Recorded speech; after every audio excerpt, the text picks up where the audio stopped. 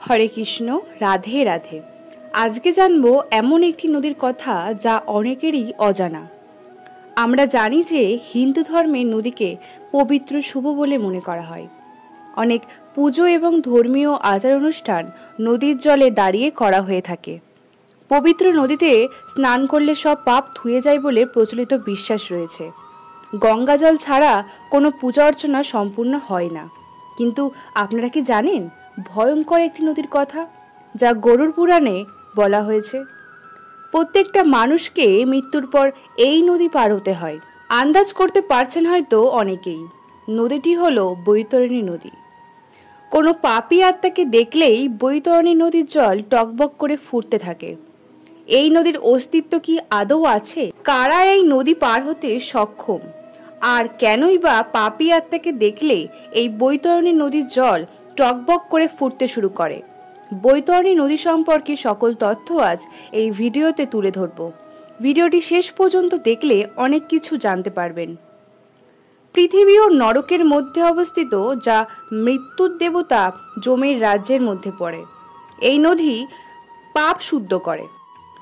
ধার্মিকরা এই নদীর জলকে অমৃত ভরা জল দেখতে পাবে, অর্থাৎ যারা ধর্মের পথে চলে তারা এই জল স্বচ্ছ দেখতে পান, কিন্তু পাপীরা দেখতে পান রক্তে ভরা। এটি গ্রিক পৌরাণিক কাহিনীর স্টিক্স নদীর সমতুল্য। গরুড় পুরাণ অনুসারে যমলোক থেকে ৮৬,০০০ যোজন দূরে এই নদী প্রবাহিত হয়। ১০০ যোজন পর্যন্ত বিস্তৃত এই নদী, কিন্তু জলের বদলে এই নদীতে থাকে শুধুই রক্ত এবং পুঁজ। মৃত্যুর পর যখন আত্মাকে যমলোকে যেতে হয় তখন তাকে এই নদী পার হতেই হয়। আর এই নদীতে থাকে পোকামাকড়, কুমির, ভয়ঙ্কর সব প্রাণী। এই নদী বিশেষ করে পাপীদের জন্য তৈরি করা হয়েছে। পাপী আত্মাকে দেখলেই এই নদীর ভয়ঙ্কর প্রাণীরা আক্রমণ করে। এক্ষেত্রে এটা পরিষ্কার, ভগবানের সেবায় যুক্ত হন, পাপ কাজ থেকে বিরত থাকুন।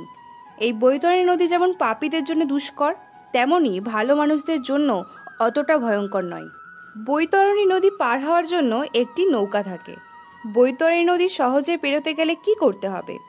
গরুড় পুরাণ অনুসারে বলা হয়েছে, নারায়ণ বলেছেন, পুণ্যবান আত্মার মৃত্যুর পর বৈতরণী নদী পার করতে কোনো কষ্ট পেতে হয় না।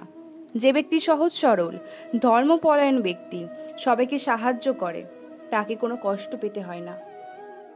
পুণ্যবান আত্মা নদী পেরোনোর সময় বৈতরণী নদী শান্ত ও শীতল হয়ে যায়। রামায়ণ ও মহাভারত অনুসারে বৈতরণী নদী সম্পর্কে এই তত্ত্বগুলি পাওয়া গেছে। বৈতরণী নদী পেরোতে হয় প্রত্যেক আত্মাকে। গরুড় পুরাণ অনুসারে অস্থি বিসর্জনের সময় মৃত আত্মাকে দক্ষিণা দেয়া হয়। এই দক্ষিণা বৈতরণী নদী পার হওয়ার জন্য মূল্য হিসেবে ধরা হয়।